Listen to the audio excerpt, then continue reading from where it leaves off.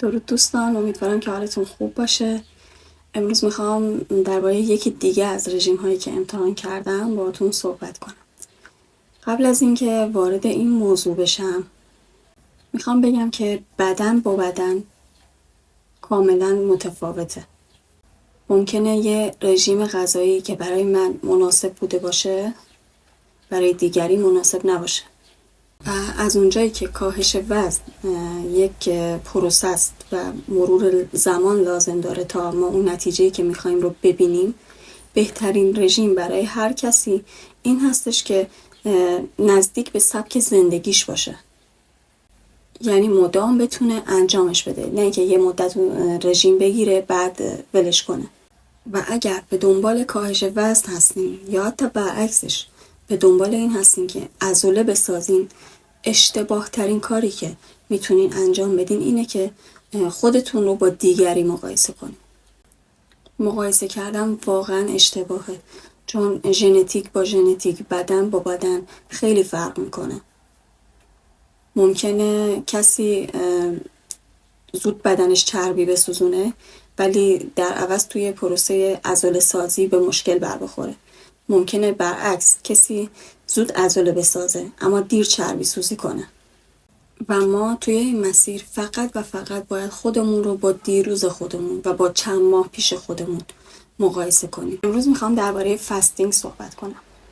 فاستینگ بیشتر از این که یک رژیم غذایی باشه، یک الگوی زمانبندی غذا خوردن محسوب میشه. ساعاتی در روز مجاز به غذا خوردن هستیم و ساعاتی در روز هم هیچ نمیخوریم. و تو این تایمایی که هیچ چیزی مصرف نمی کنیم میتونیم آب، قهوه تلخ بدون شکر و خامه و چای استفاده کنیم. چای بدون شکر.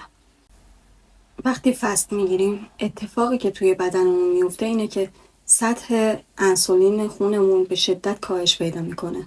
بدن بیشتر به سمت ذخیره های چربی میره. سوخت بدن به تدریج از گلوکوز به سمت چربی ترقی میکنه. فاستینگ میتونه کمک کنه به کاهش وزن و تو افرادی که اضافه وزن دارن مقاومت به انسولینشون رو کاهش میده و قند خون رو بهتر کنترل میکنه. البته افرادی که دیابت دارن باید زیر نظر پزشک فست بگیرن. التهاب بدن رو کاهش میده، کمک میکنه به سلامت قلب.